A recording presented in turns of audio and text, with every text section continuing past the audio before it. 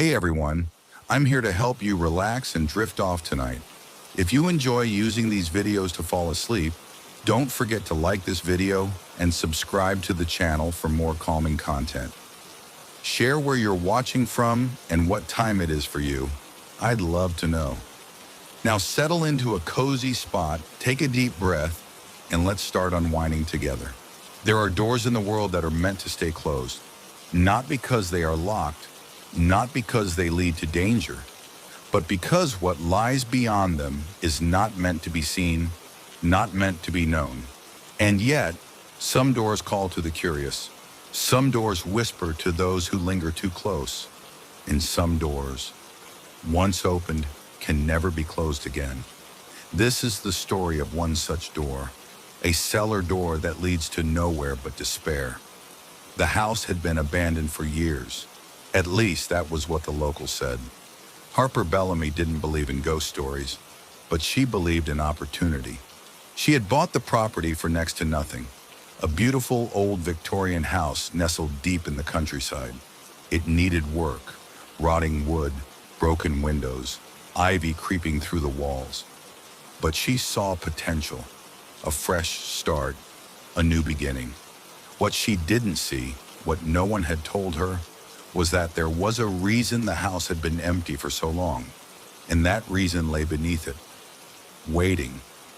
It was the first thing she noticed on move-in day, a heavy iron-bound door in the middle of the kitchen floor. Odd placement. Usually cellars had doors along the side of a house leading downward, but this one was inside, right beneath her feet. No latch, no handle, just a thick, rusted ring bolted into the wood. Harper gave it a tug. It didn't budge. She frowned, feeling an unease she couldn't explain. Why would someone seal off a cellar? And more importantly, why did the air around it feel wrong? As if the wood beneath her was breathing.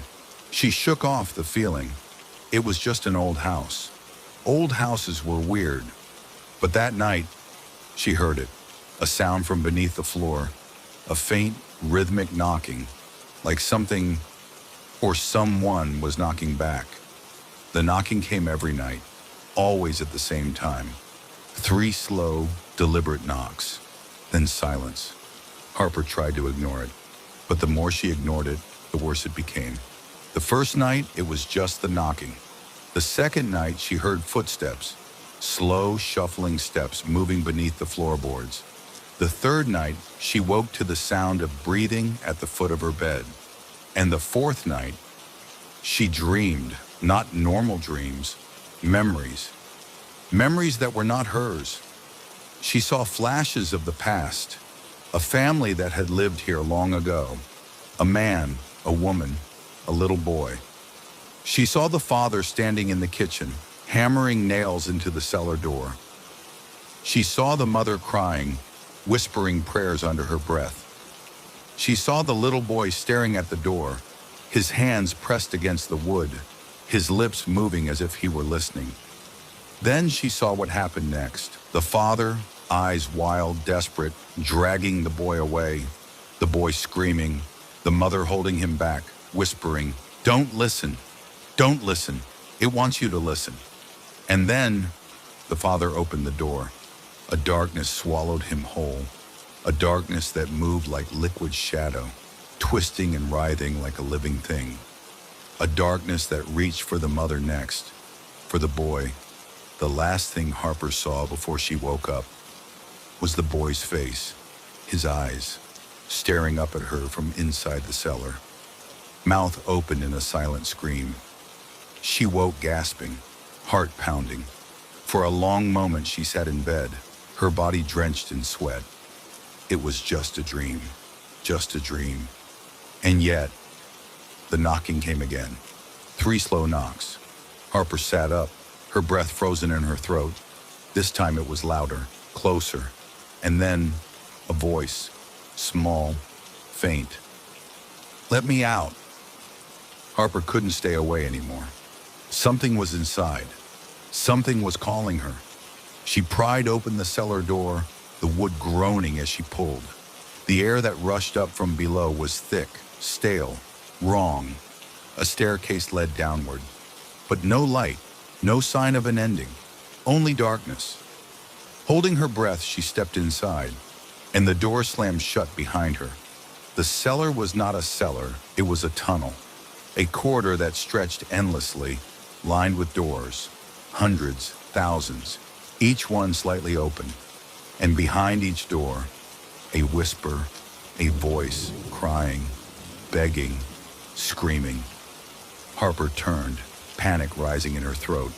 The stairs were gone. The way back was gone. And ahead, a single door stood open, wide open. Inside, a figure sat in the darkness. The little boy, the one from her dreams. She took a step forward, voice trembling. "Who are you?" The boy lifted his head, and she realized he had no face, only empty blackness, stretching deep, deep inside. And when he spoke, it was in her own voice. "You let me in." The doors all slammed shut at once, and Harper Bellamy was never seen again. The house on Black Hollow Road is for sale again. A beautiful old Victorian, untouched by time, a fresh start, a new beginning. But in the kitchen floor, there is a door, and if you listen closely at night, you might hear knocking, 3 slow knocks, and a voice just beneath the wood. "Let me out." There is a legend in Briar Hollow, a tale as old as the valley itself, passed down through generations. On nights when the mist rolls thick across the fields, when the air hums with an eerie stillness, those who listen closely might hear it. The thunder of hooves.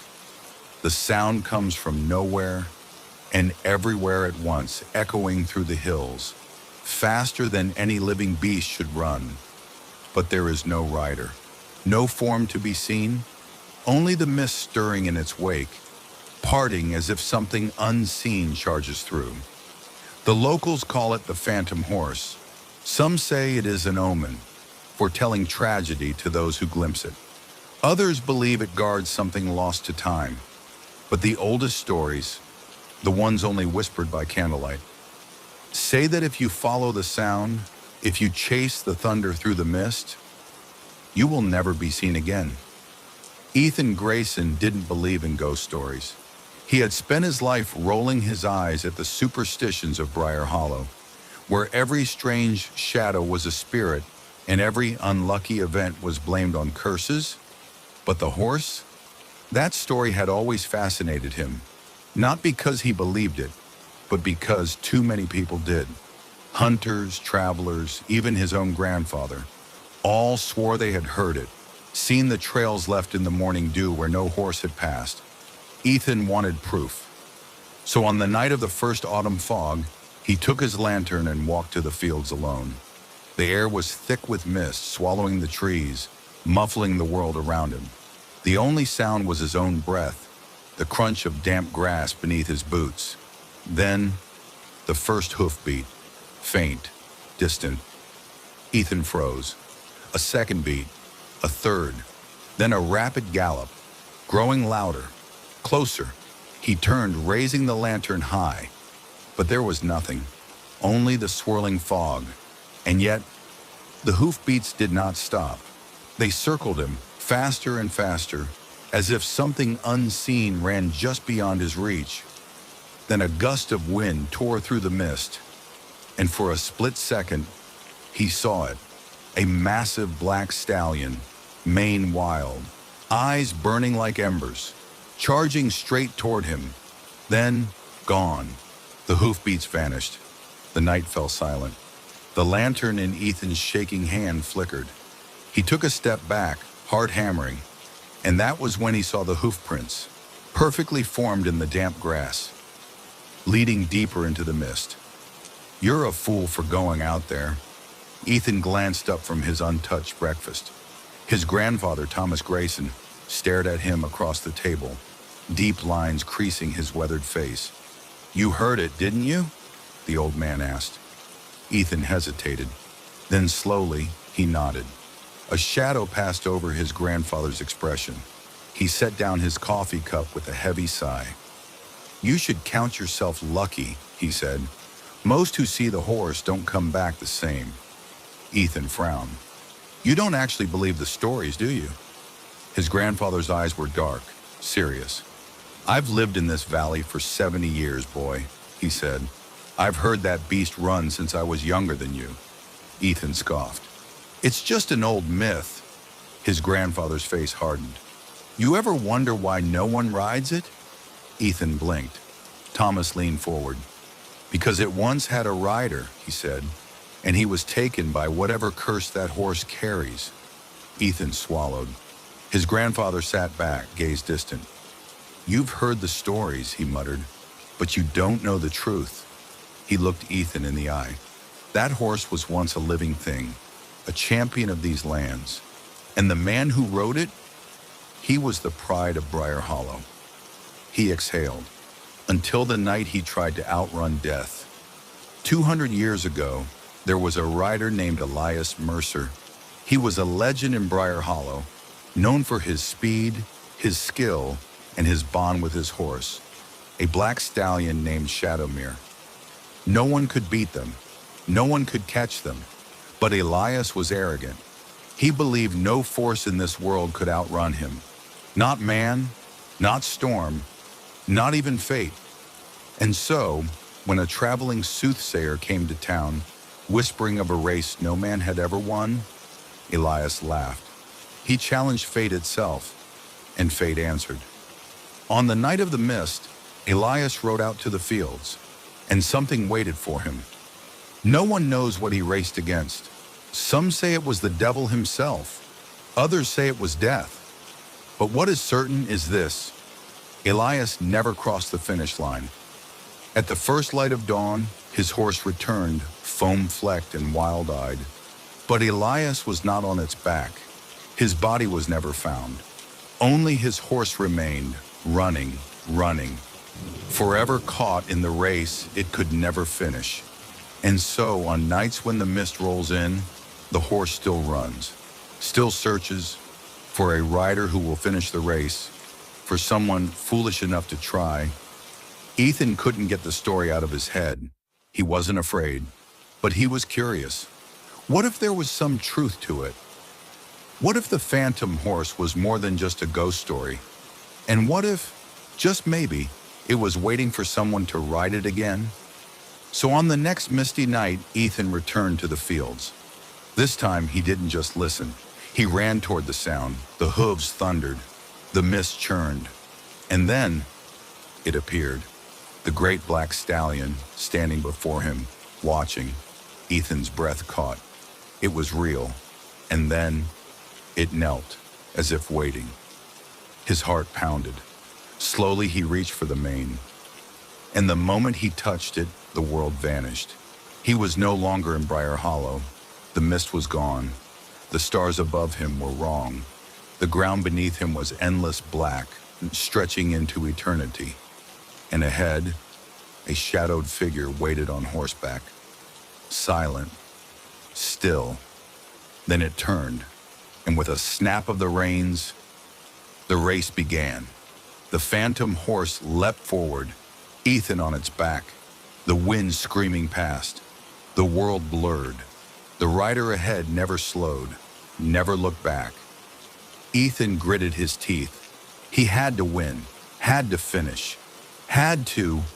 The rider turned, and Ethan saw his face, his own face, a mirror image, mouth open in a silent scream.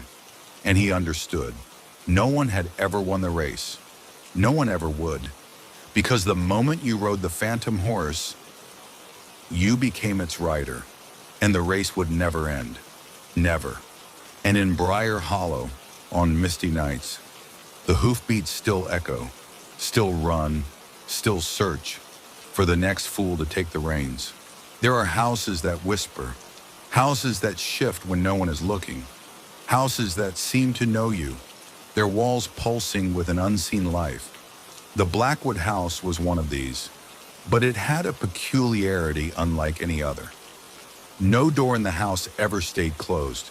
No matter how hard you slammed them, no matter how many locks you turned, no matter how many nails you drove into the wood, They would always swing open again. Some said it was the wind, others blamed the house's age, the settling of old bones. But those who had lived there knew the truth. The house wanted them open, and whatever was inside needed them open. Eleanor and James Holloway had been searching for a house just like this. Something old, something with character, something cheap. They weren't superstitious. They had spent years renovating historic homes, dealing with creaky floorboards and stubborn doors that wouldn't close properly. So when the realtor hesitated before showing them the Blackwood house, they had laughed. A bit of an odd history, the woman admitted. Odd how? Eleanor asked. The realtor forced a smile. The doors. James frowned. What about them? The realtor shifted. They don't like to stay closed. There was a pause, then James chuckled. That's it? That's the big problem? The realtor looked like she wanted to say more. Instead, she handed over the keys. And that evening, the Holloways became the new owners of the Blackwood house. At first, it was amusing. Every door they closed would creak open minutes later. The bathroom door, the closets, the pantry. James swore he had shut the basement door 3 times before giving up. Eleanor, ever the skeptic, blamed warped wood and faulty hinges. We'll fix them tomorrow, she said as they climbed into bed. But when the clock struck midnight, a sound woke them. Click. The soft, deliberate sound of a door unlocking.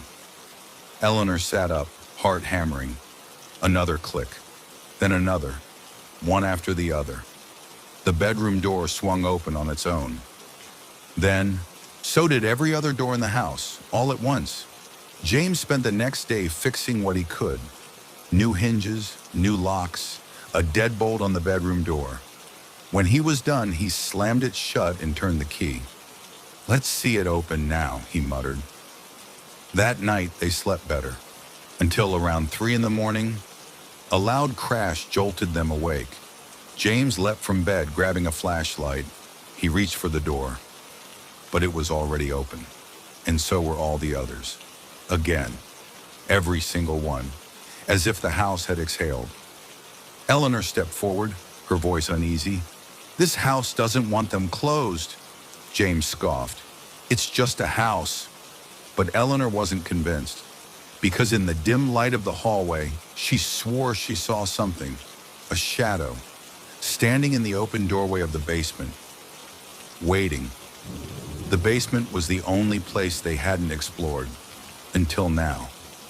James led the way, flashlight in hand. The stairs creaked beneath them.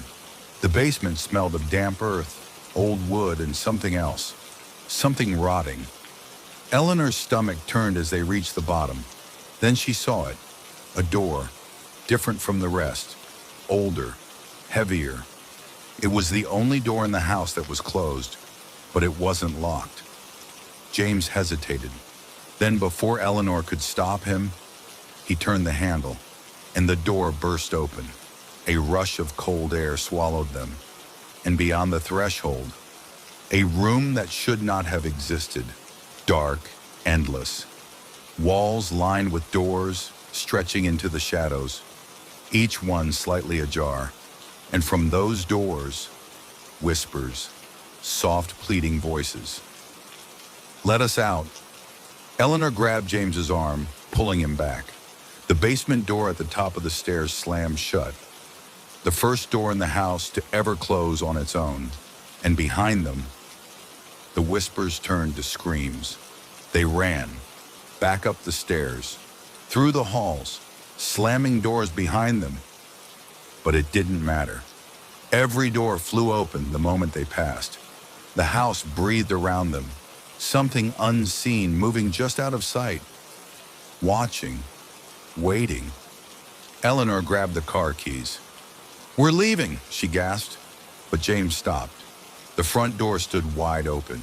The misty night beyond was dark, too dark, like a mouth. A door not leading out, but leading somewhere else. A place they were not meant to go.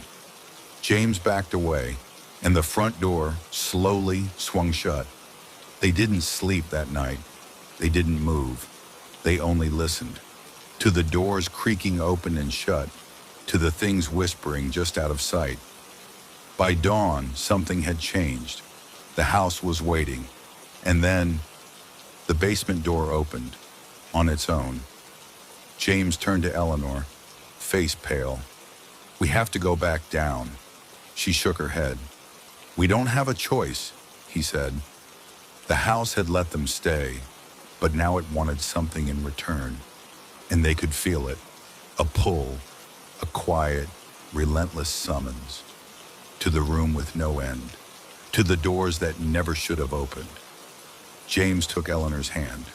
Together they stepped inside, and the basement door, the last door, closed behind them. Forever. The Blackwood house is for sale again.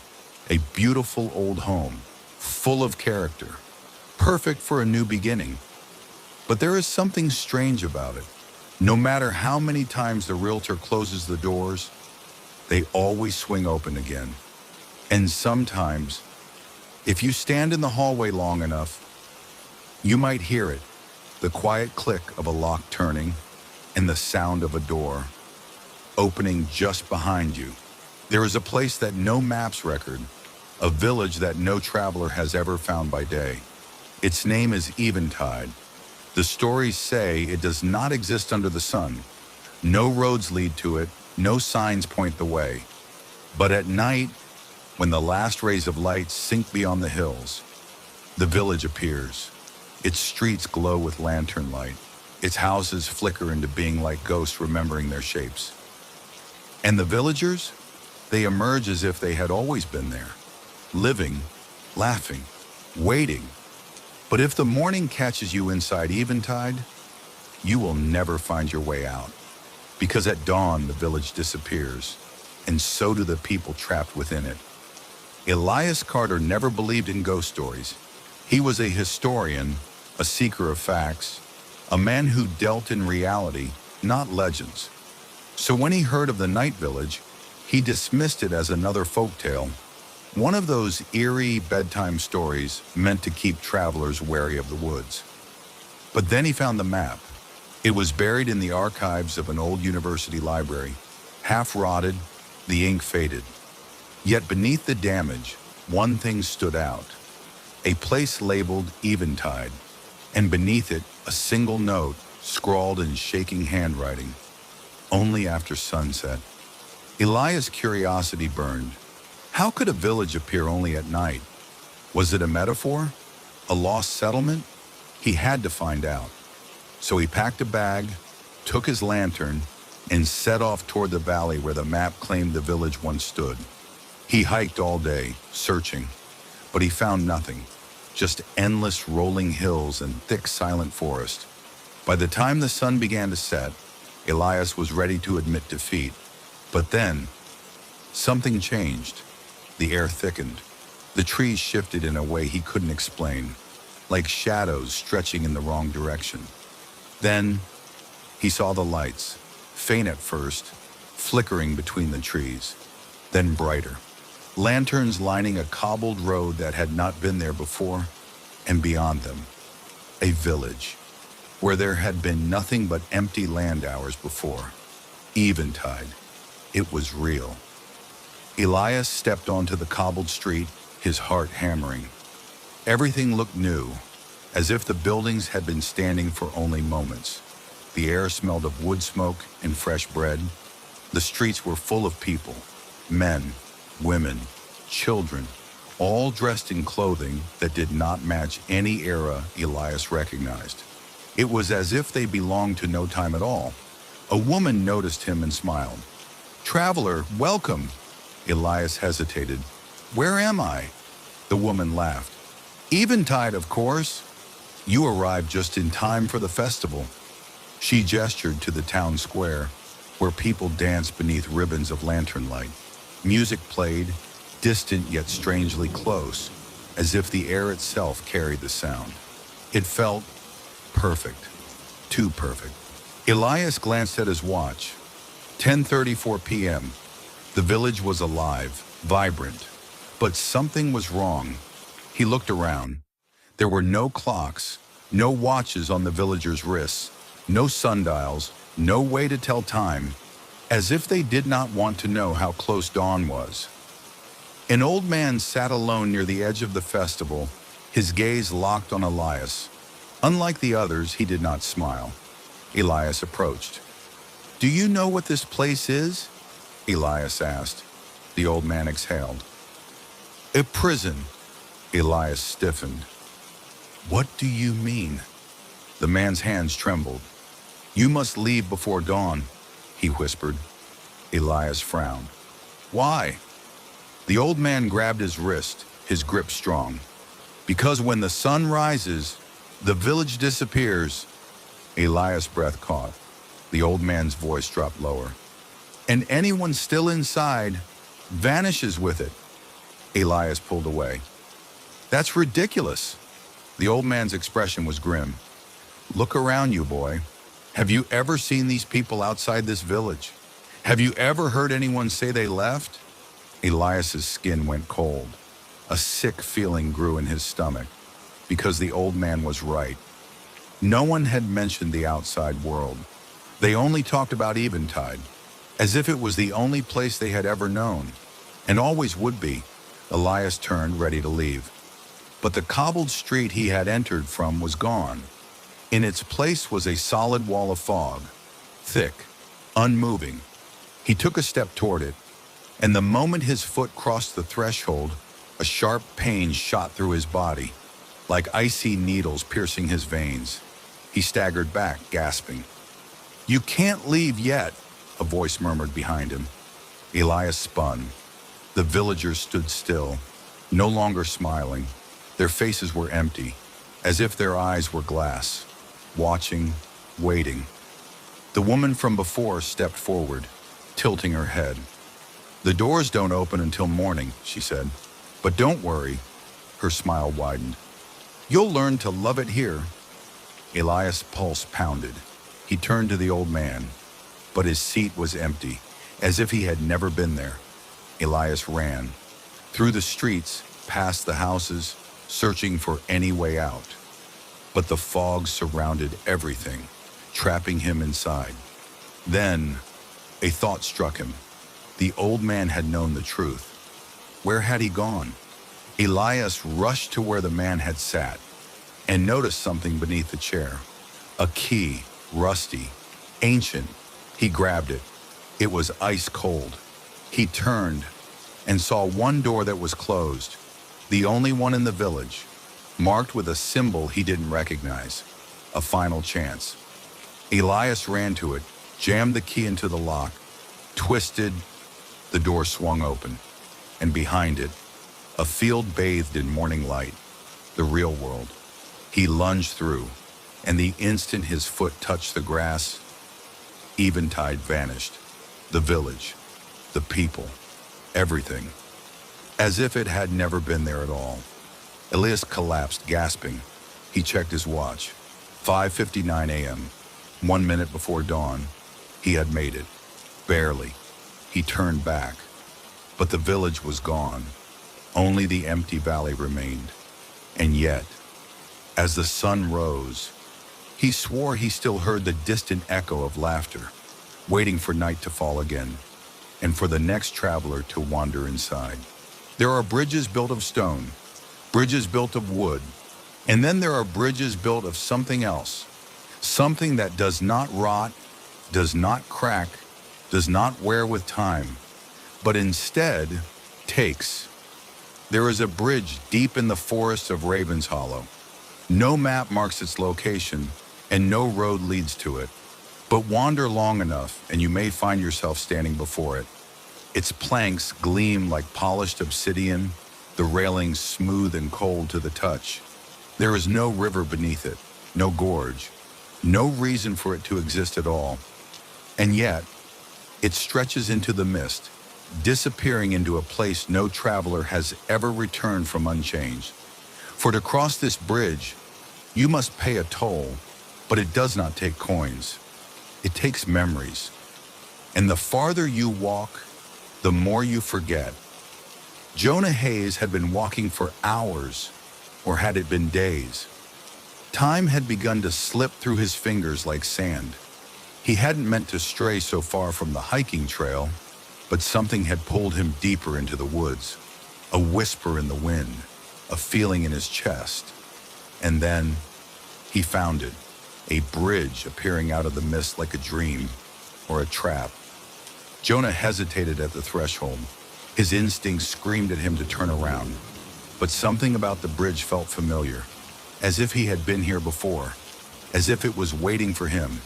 He stepped forward, and the moment his foot touched the first plank, a voice echoed through the fog. "What will you give?" Jonah's heart pounded. He spun around, but the woods behind him were gone, swallowed by mist. There was no way back. The bridge stretched ahead, endless. His only path was forward. A soft wind curled around him, carrying whispers he couldn't quite understand. And then, a sharp tug in his chest, like something being pulled from him. He gasped. A memory was gone. He didn't know which one, only that something had been taken.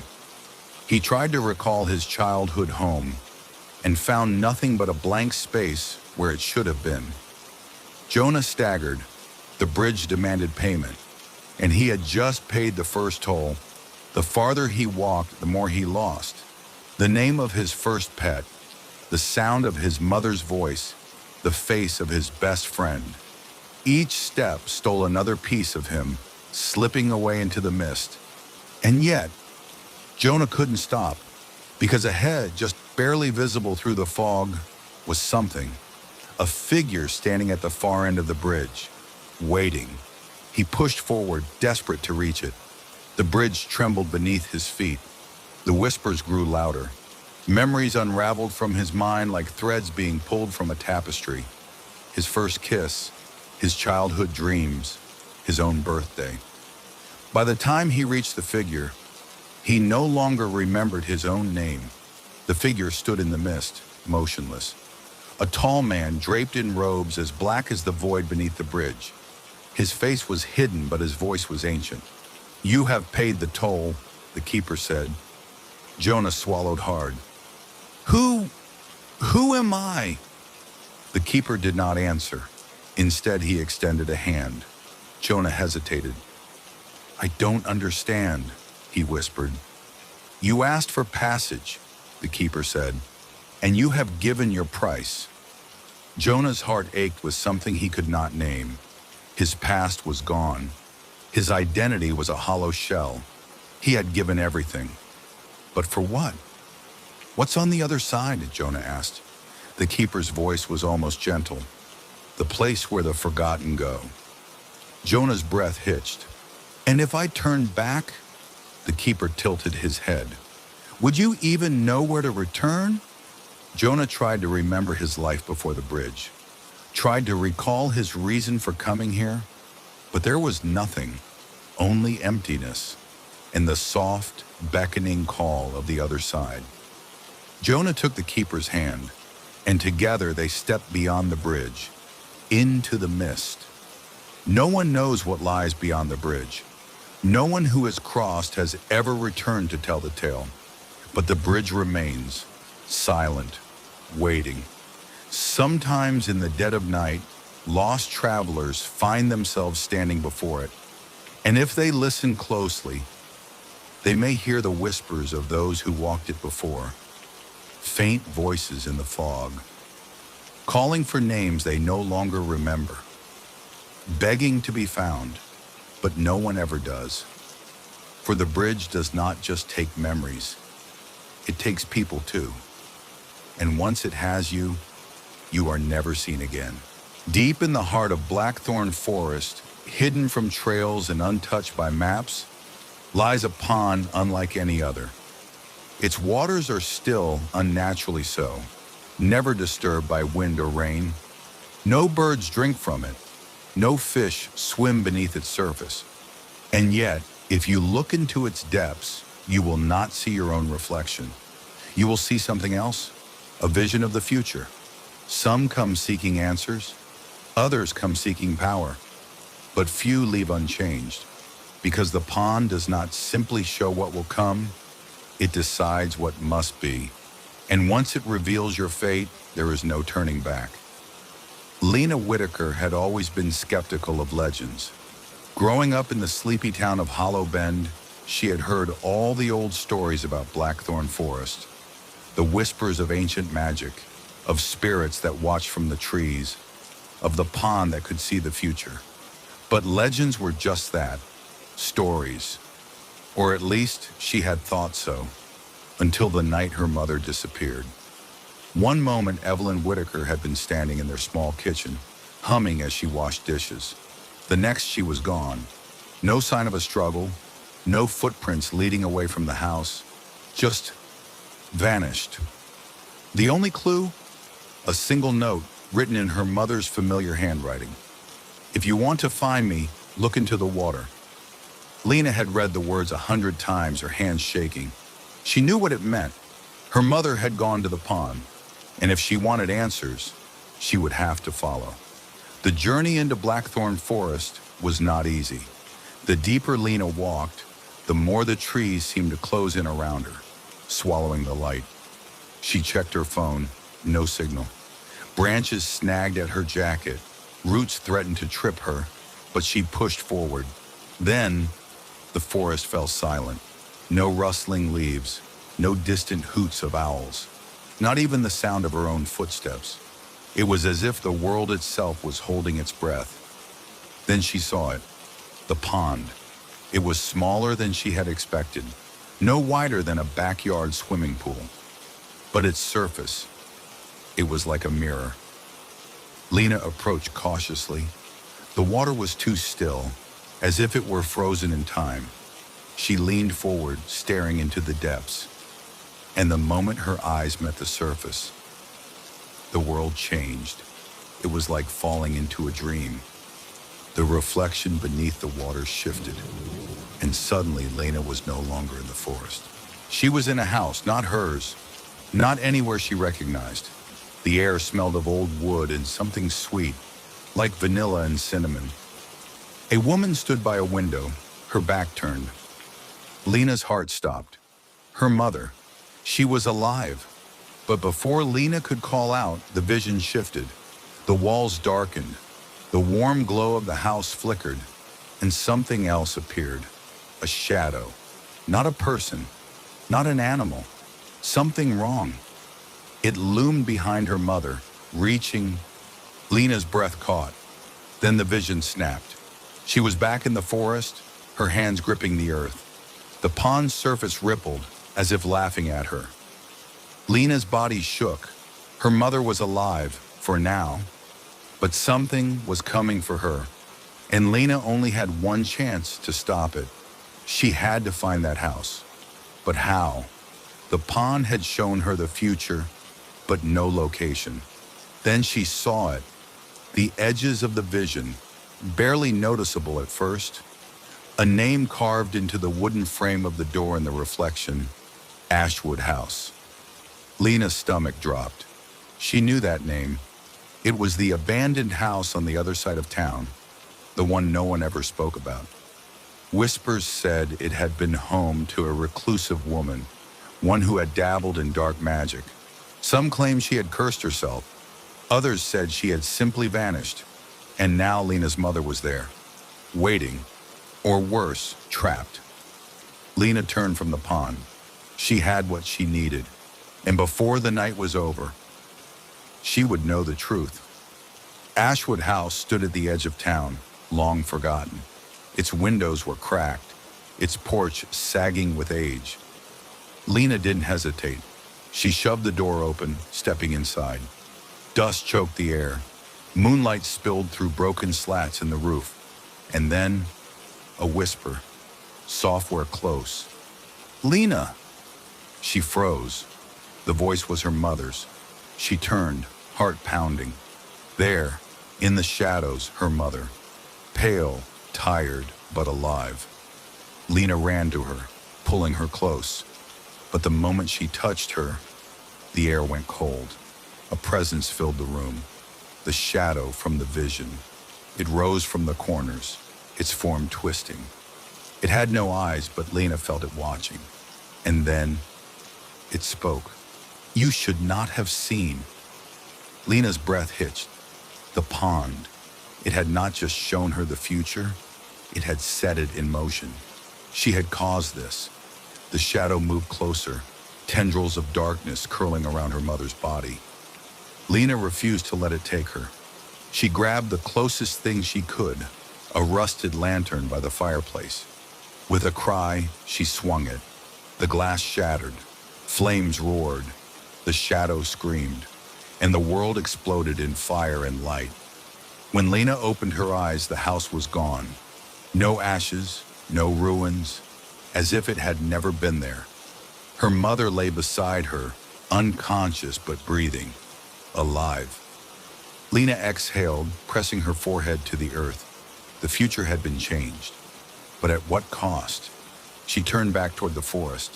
Somewhere in its depths, the pond still waited, still showing futures, still setting them into motion. Lena knew she should warn people, tell them to stay away, but she also knew the truth. The pond did not care for warnings. It would always find those who sought it, and some futures could never be escaped. In the quiet town of Blackwood, where the fog rolled in thick from the hills and the streets smelled of damp earth and old stone, there stood a statue. No one knew exactly when it had been placed there.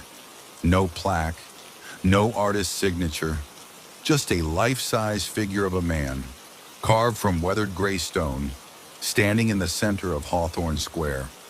His posture was simple, hands folded behind his back, head slightly tilted, as if listening to something no one else could hear. For decades, the townspeople had grown used to its presence. But then, it started to move. Every morning, without fail, the statue would be in a different position. Some days it was at the fountain's edge, gazing into the water. Other days it stood near the old church, facing the heavy wooden doors. Once, it had even turned to face the mayor's office, as if watching the people inside. At first, the townspeople laughed it off. Pranksters, they said, some teenagers having fun. But then, they locked the gates around it, set up cameras, even posted a night guard. And still, every morning, the statue moved, and no one ever saw it happen. Daniel Hayes was not the type to believe in superstitions. As Blackwood's youngest journalist, he prided himself on logic. He had written articles debunking ghost stories, exposing hoaxes, and even proving that the so-called haunted house on Hollow Street was just an abandoned property filled with raccoons. So when he was assigned to cover the mystery of the statue, he took it as a joke, until the first morning he saw it move for himself. The night before, he had stood in the square, notebook in hand, watching as the town officials locked the iron gates around the statue. He had taken photos, marked its exact position, even set up his own hidden camera, just in case. And yet, when he returned at dawn, the statue was gone. Not just moved, gone. The iron gates were still locked, the padlock still in place, but the stone figure had vanished. For a long moment, Daniel stood frozen. Then a voice, small, shaky, called out from behind him. "Mister, it's over here." Daniel turned. A little girl, no older than 7, stood near the bakery, pointing. And when he followed her gaze, his stomach dropped. The statue now stood at the edge of the square, facing the town hall, hands folded, head tilted, watching. The town buzzed with whispers. The statue's movements had always been unsettling, but this was different. It had disappeared, reappeared, without a trace. The mayor ordered an investigation. The police checked the camera footage. Nothing. Not a single frame showed it moving. 1 second it was in the square, the next gone. And then it got worse. The next morning it had moved again, this time to the very edge of town. Standing at the entrance of Blackwood Cemetery, watching, waiting. And that was when the first person disappeared. Eleanor Finch had lived in Blackwood all her life. A widow, a mother of three, a librarian who had spent her days lost in books. And then, one morning, she was gone. No forced entry, no signs of a struggle, just vanished. The only thing out of place? Her front door had been left wide open, as if she had walked out willingly, as if she had followed something. And when the townspeople gathered in the square that morning, the statue had moved again. This time, it stood directly in front of the library, its stone face tilted downward, as if peering into the building. The people began to whisper. Daniel felt cold all over. It was choosing, one by one. Determined to solve the mystery, Daniel did something reckless. He stayed in the square alone that night. No cameras, no tricks. Just him and the statue, watching, waiting. The fog rolled in thick, curling around the lamplights like ghostly fingers. Somewhere in the distance, an owl hooted. And then he heard it, a low grinding sound, like stone scraping against stone. Daniel's heart hammered. He turned slowly. And the statue was no longer where it had been. It stood right behind him, close enough to touch, close enough to breathe. He stumbled back, his breath ragged. The statue's head was tilted downward, staring at him. And then it moved, right before his eyes. Its stone fingers unfolded. Its mouth, its once sealed mouth, opened, and a whisper so faint it barely reached his ears, drifted through the fog. You see now. Daniel couldn't move, couldn't breathe, because he did see. The truth crashed into him like a wave. The statue wasn't just moving, it was hunting, and he was next. Daniel never told anyone what he saw that night, because the next morning, when the town awoke, the statue was standing at his front door, waiting. It did not move again for days, and when it finally did, it was found back in Hawthorne Square, where it had always stood, as if it had never left, as if it had never chosen. The disappearances stopped. The town breathed again, but Daniel knew better, because sometimes late at night, when he walked through the empty streets, past the quiet square, he could feel its gaze. Even now, standing frozen in place, its stone hands folded, its head tilted ever so slightly, it was watching. And one day when the time was right, it would move again. At the end of a long-forgotten hallway, deep within the abandoned Ashford Manor, there was a door with no handle, no hinges, just a keyhole, perfectly round, perfectly smooth, set into the wood like an eye waiting to be peered through. No one knew where it led. No blueprints mentioned it. No records confirmed its existence. But those who looked through the keyhole, they never spoke of what they saw, because some things are not meant to be glimpsed, and some doors should never be opened. Hannah Vale never believed in ghost stories. As a historian and researcher, she prided herself on separating fact from fiction. That's why when she was invited to document the ruins of Ashford Manor, she didn't hesitate. The mansion had been abandoned for over a century, its original owners long forgotten, its halls left to crumble beneath time's weight. She had expected dust and decay. She had not expected the door. Hannah had been exploring for hours, carefully taking notes, sketching details of the old architecture. Then she found the hallway. It wasn't on the original floor plans. It wasn't on any records. But there it was, narrow, stretching into the dim light. Its walls lined with faded wallpaper. And at the very end, the door. It was strange, seamless, as if it had been built into the house rather than added later. And then there was the keyhole. It shouldn't have been remarkable, but something about it felt wrong, like it was waiting. Hannah hesitated. Then curiosity won. She leaned forward, placing her eye against the cold brass, and the world changed. It wasn't dark on the other side. That was the first shock. She had expected emptiness, maybe just the other side of the wall. Instead, she saw a city, not like any city she had ever known. Buildings of smooth black stone rose into a sky too vast to be real, filled with stars that pulsed like living hearts. The streets were lined with glowing sigils, their meaning unknown. And then, they appeared, figures in dark robes, faceless, moving in patterns too precise to be random. Hannah's breath caught. They weren't walking. They were performing something, a ritual, a summoning. Then one of them stopped, turned, faceless, yet aware, looking right at her, and then, in perfect silence, it moved toward the keyhole. Hannah jerked back. Her breath came in sharp gasps. Her hands shook. The keyhole stared back, empty, as if nothing had happened. But she knew. Something had seen her, and now it knew she existed.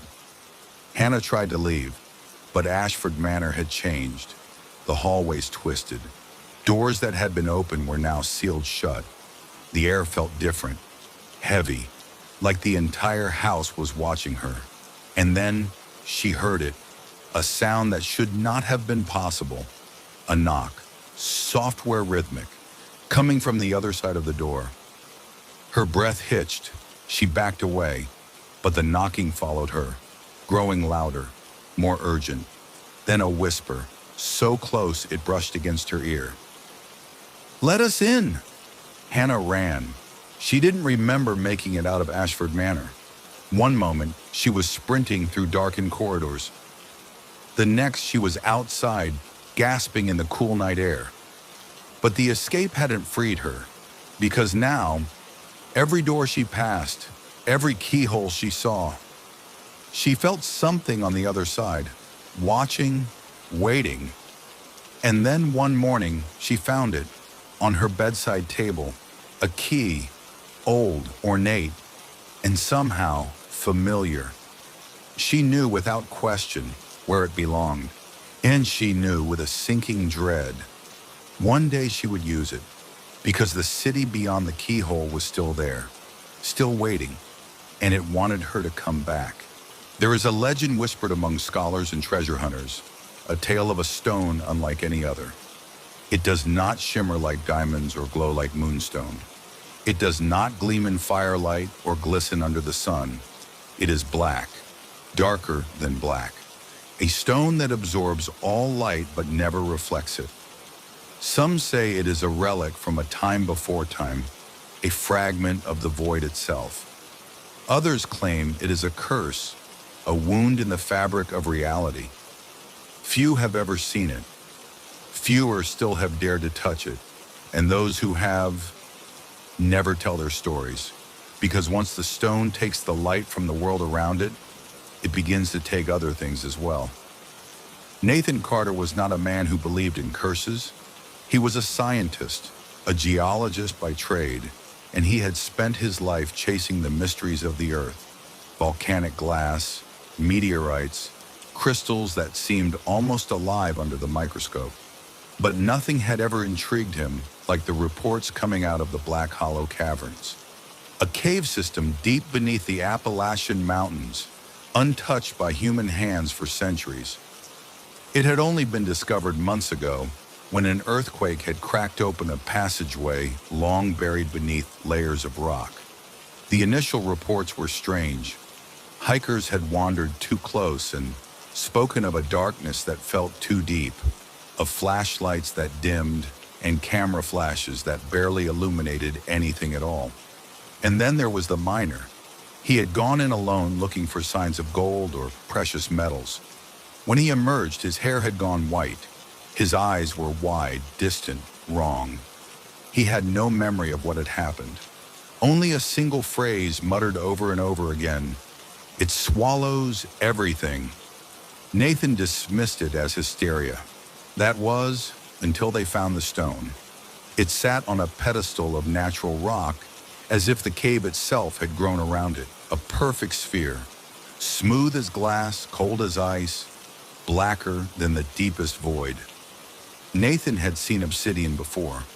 He had studied basalt, onyx, jet, every naturally dark mineral known to science. This was different. It didn't just appear black. It was an absence, a wound in the world, a hole where light should have been. His flashlight shone directly on it, but the beam simply stopped.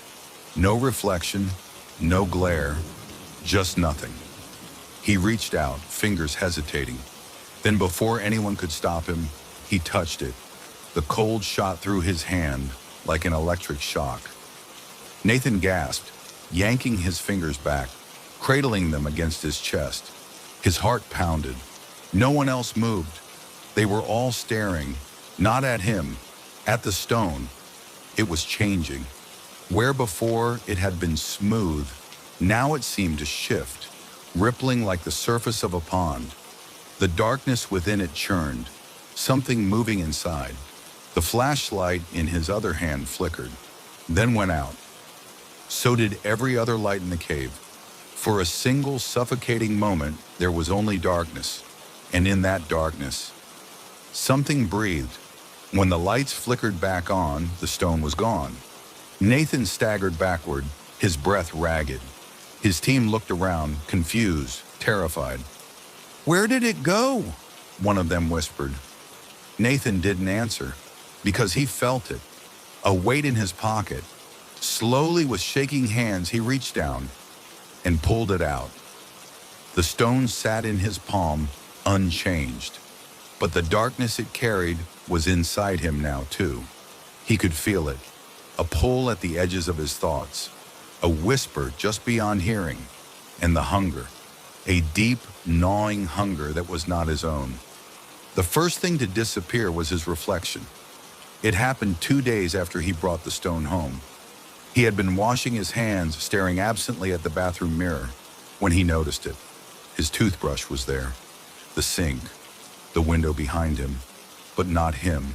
No reflection, no shadow.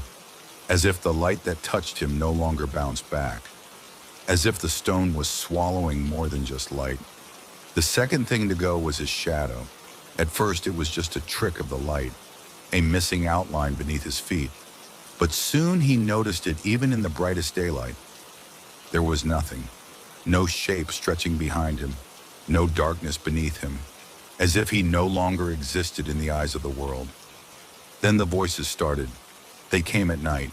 Soft, murmuring voices. Not words, just sounds. Shifting and writhing. Moving inside his mind like tendrils of black mist. And with them came the visions. Dark corridors that stretched for miles. Endless voids filled with shapes that were not human. And the feeling that he was being watched. Number not watched. Remembered. He tried to throw the stone away. He drove to the farthest reaches of the city, hurled it into the river, watched it sink into the churning waters.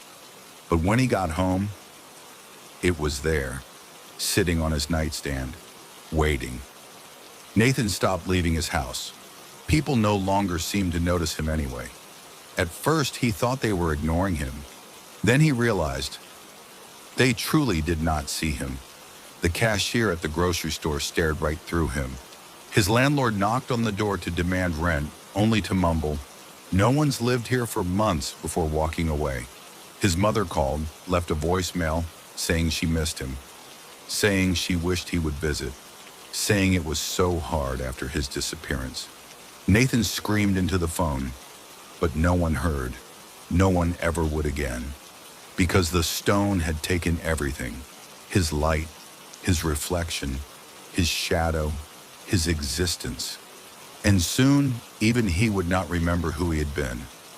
The last thing he saw before the world went completely dark was the stone, sitting on his desk, waiting for the next hand to touch it, waiting for the next life to swallow, waiting, always waiting, for the next light to take.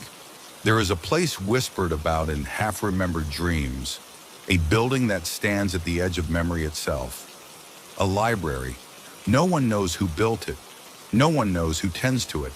No records mention its construction. No maps mark its location. And yet, those who need it most always find it. Inside, the shelves stretch endlessly, filled with books no one remembers writing. Books that should not exist.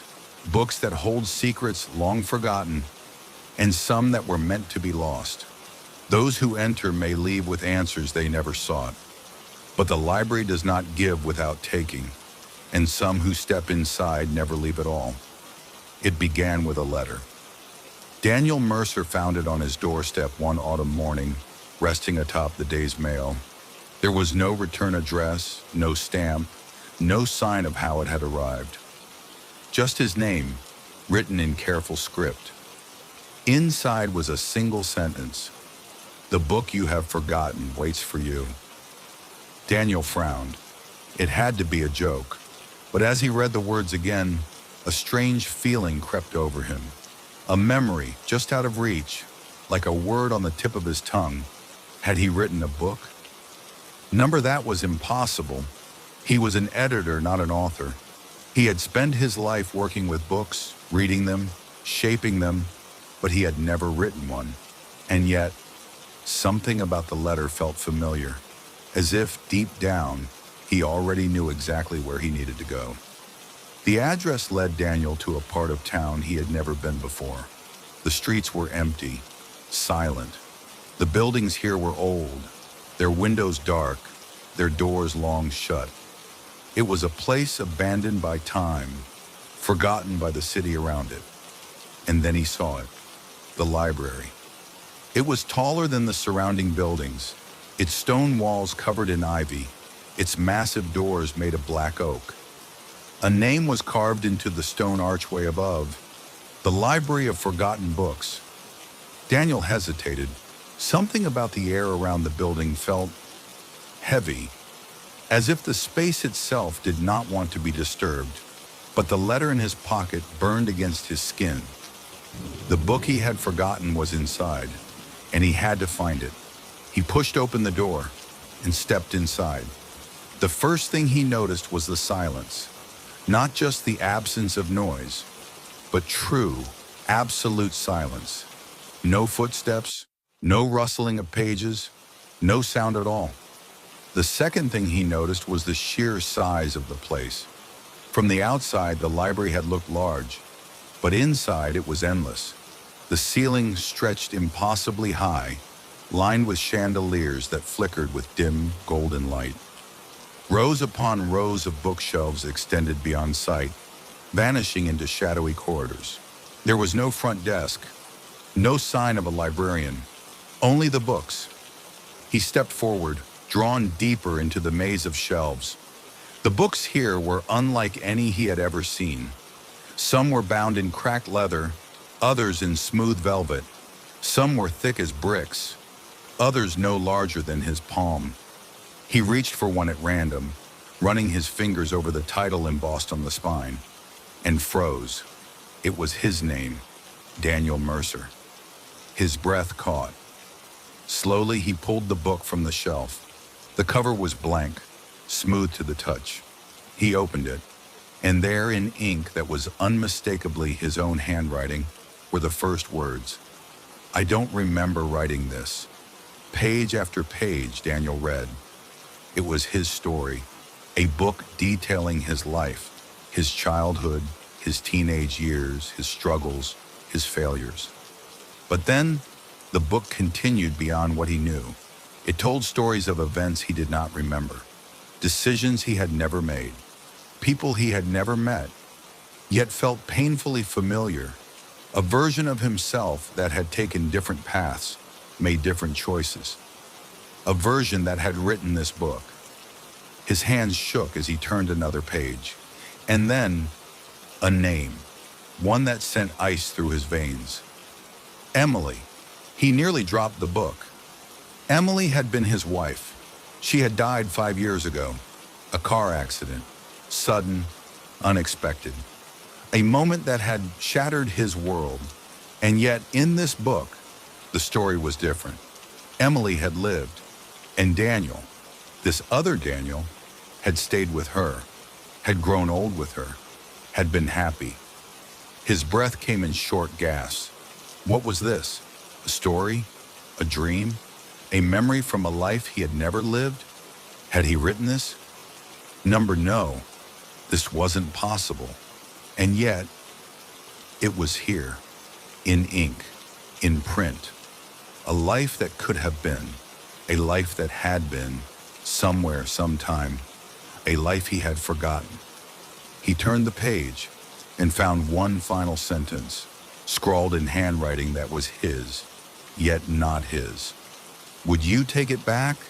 A voice shattered the silence. You should not have opened that book. Daniel whirled.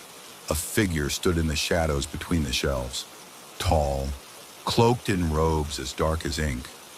Their face was obscured beneath a deep hood, but their voice was smooth, ageless. You should leave, the figure continued, before the library takes more than you are willing to give. Daniel gripped the book tightly. What is this place? The figure took a slow step forward.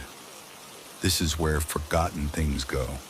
Lost stories, unwritten endings, lives that could have been. Daniel's throat was dry. And this book? It is yours. The librarian's voice was gentle now, almost sad. A life you lost, a life you forgot. Daniel's fingers dug into the cover. If I take it, he whispered, does that mean I get it back? The librarian was silent, and in that silence, Daniel already knew the answer. The book was here because he had forgotten it, and to take it back would mean losing something else. Daniel stood at the entrance of the library, the book heavy in his hands. He could leave now, return to his life, accept what had been lost, or he could stay, turn the page, reclaim the life he had once lived, the life where Emily had never died. But if he did, something else would take its place in the library, something he would never remember again. He took a deep breath and made his choice. The doors of the library swung shut behind him, and in the silence, another book appeared on the shelf, waiting for the next visitor to find it, waiting for the next forgotten story to be remembered. They say there's a fountain hidden deep in the woods where the trees grow too close together, where the ground is always damp, even in the hottest summers. It is old, older than anyone knows, older than the town itself. Some say it was built by ancient hands long before the first settlers arrived. Others whisper that it wasn't built at all, that it simply appeared one day, the water bubbling up from the ground like a secret trying to escape. They say it grants wishes, but every wish comes with a price. And once you drink from its waters, you can never undo what has been done. Ethan Gray was not the kind of man who believed in fairy tales. He was a skeptic, a man of logic and reason. But desperation has a way of making people believe in things they would normally dismiss. His daughter Lily was dying. The doctors had tried everything. The treatments had failed. There was nothing left to do but wait. Then late one night, he heard the story. An old woman at the hospital, a nurse with tired eyes and a voice like cracked leather, had whispered it to him after seeing the grief on his face. There's a fountain, she had said, deep in the Blackwood forest. You won't find it on any map, but if you search long enough, it will find you. It grants wishes, but she had hesitated then, her gaze shadowed with something close to fear. The price is never what you expect. Ethan had laughed it off, at first, but as the days passed and as Lily grew weaker, the idea lodged itself in his mind like a thorn. What did he have to lose? So one night, with nothing but a flashlight and a growing sense of dread, he entered the Blackwood forest. And the fountain found him. It was smaller than he had imagined. Not grand or elaborate, just a simple stone basin, cracked with age, filled with dark water that reflected nothing. The air around it was thick, heavy, as if the world itself was holding its breath. Ethan knelt beside the fountain, his heart hammering. The old woman had told him the rules. Speak your wish aloud. Take only one sip. No more, no less.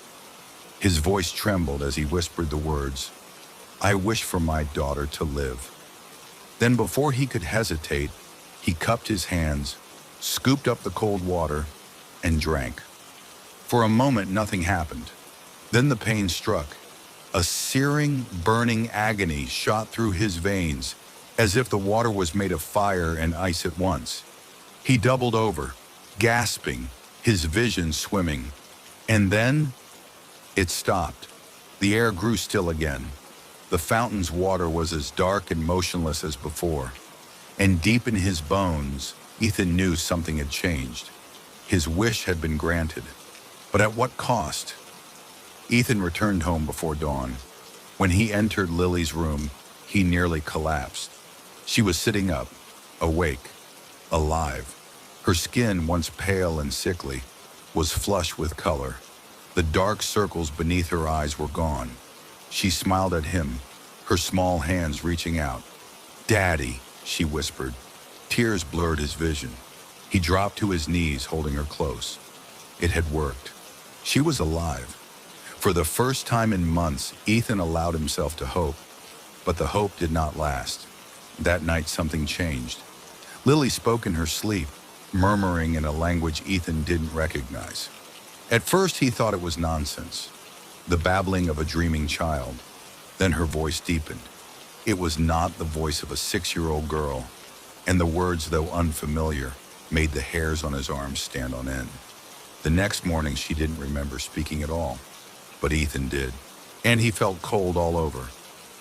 Days passed, and at first it seemed like a miracle. Lily was stronger than ever. She no longer needed medicine. She ran, she played, she laughed. But Ethan noticed the changes. The way she sometimes tilted her head, as if listening to something no one else could hear.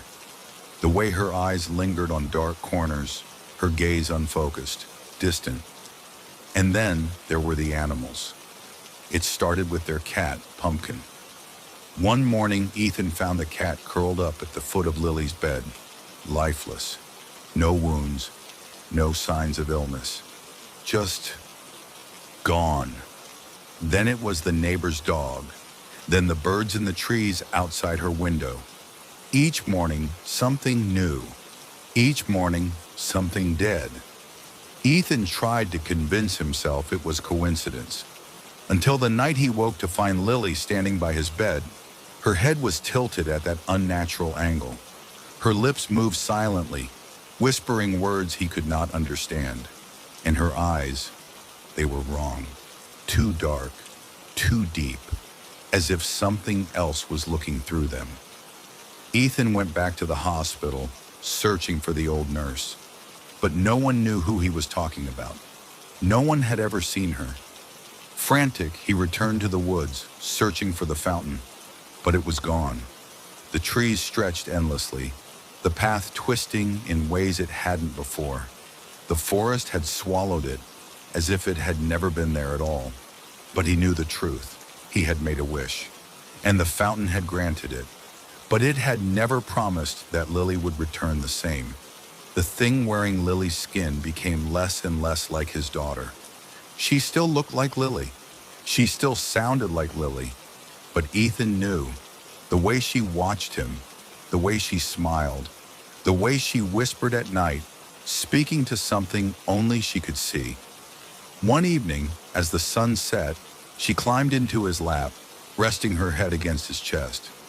"Daddy," she said softly, "you look sad."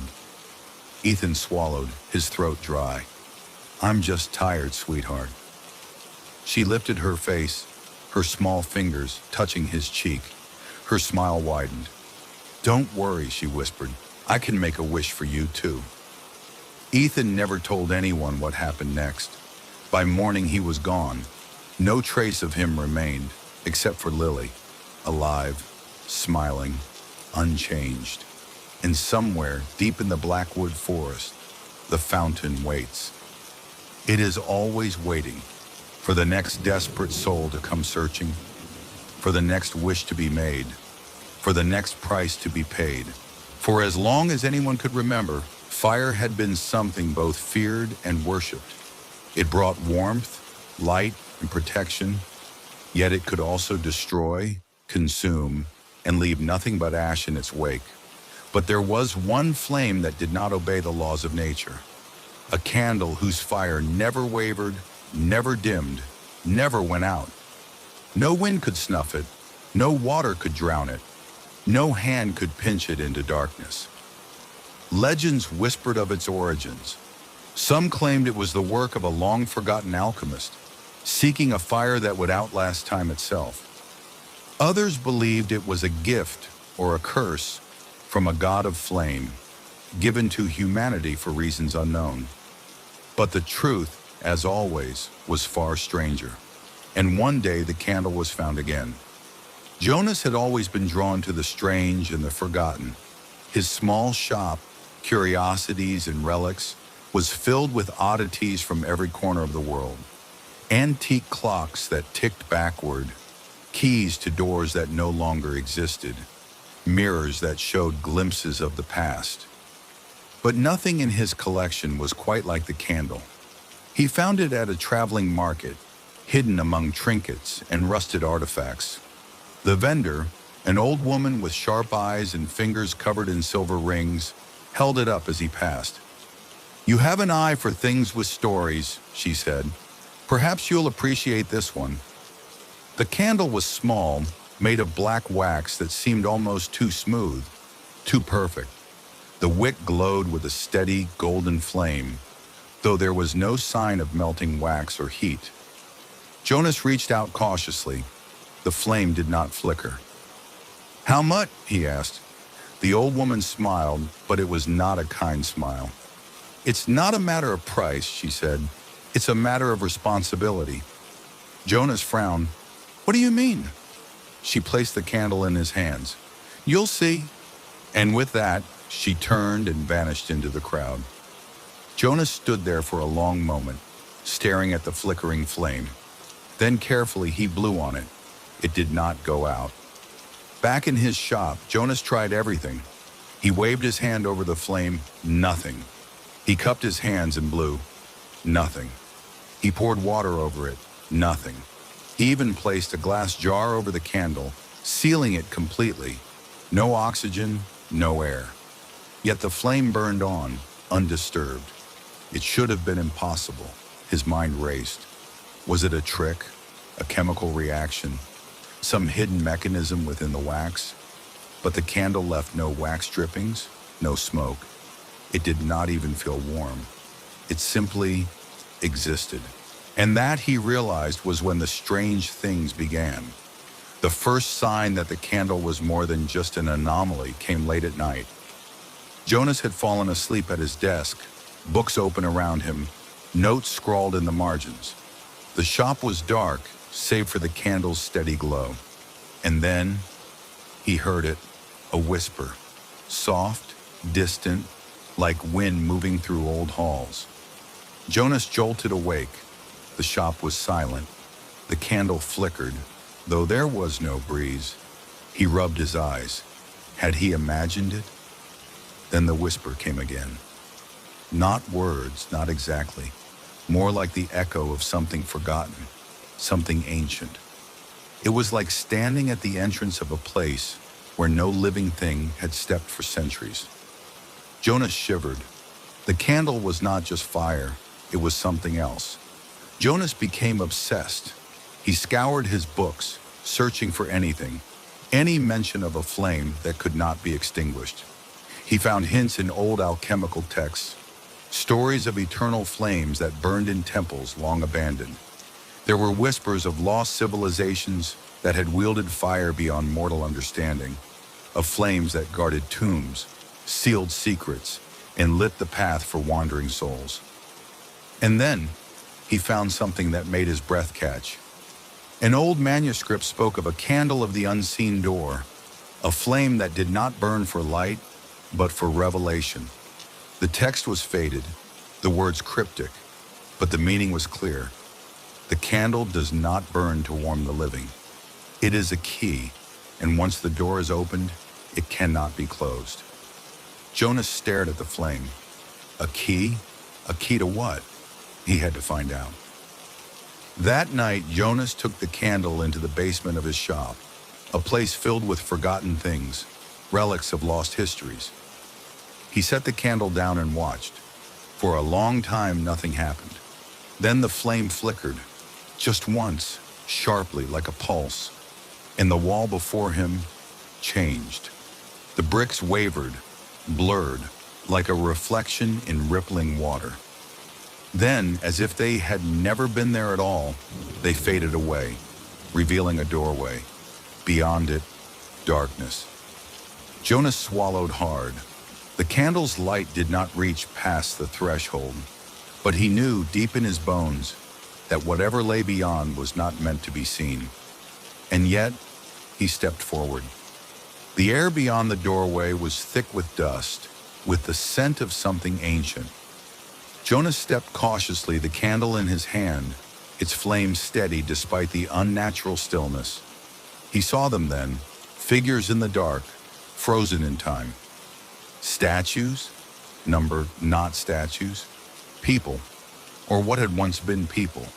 They stood in silence, their faces lost to shadow, their forms half faded, as if the candle's light could not fully reveal them. Jonas took another step. A whisper echoed through the void. "You have come too far." His breath caught.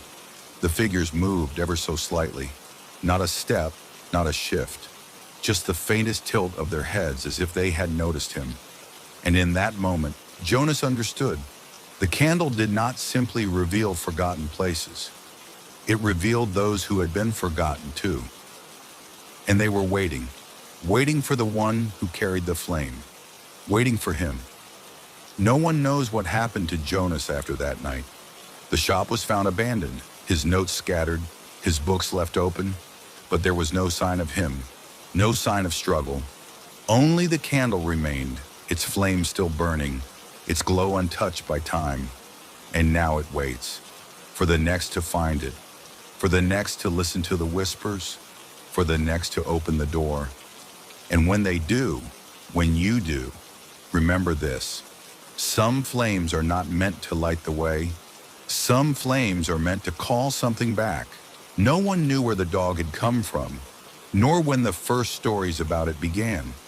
For as long as anyone could remember, travelers passing through the deep forests, winding mountain roads, and endless stretches of forgotten countryside spoke of a spectral dog, a silent, shadowy creature with glowing eyes that appeared when they were most lost. It never barked. It never strayed from its path. It simply walked ahead, leading the way until somehow the lost found their way home. Some called it a ghost, others a guardian spirit. A few believed it was the soul of a loyal pet that could not leave this world until every lost traveler was safely returned. Whatever the truth was, one thing was certain. Those who followed the phantom dog always found their way back. But where did it come from? And who, if anyone, had ever seen it more than once? Elias had never been afraid of the woods. He had grown up with the trees, the rivers, the whispering winds that swept through the valley.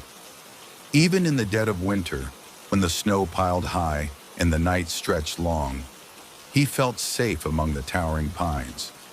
But that night, the storm was worse than anything he had known. He had left his grandfather's cabin just before dusk, planning to return to town before dark. But the snow had come faster than expected, and within an hour the trail had vanished. The familiar landmarks, gnarled trees, jagged rock formations, were buried beneath an endless expanse of white. Elias walked for what felt like hours, his breath thick in the freezing air, his limbs growing heavy. Fear crept in. He knew these woods, but the storm had changed them. Everything looked the same. Everything looked wrong. Then he saw it. A large dog, barely visible against the snow. Its coat was thick and dark, its eyes golden and piercing. It stood ahead of him on the trail, if there even was a trail anymore, watching, Elias called out, but the dog did not move. He took a step forward. The dog turned and began walking. There was something strange about the way it moved, smooth and silent, as if its paws never truly touched the ground.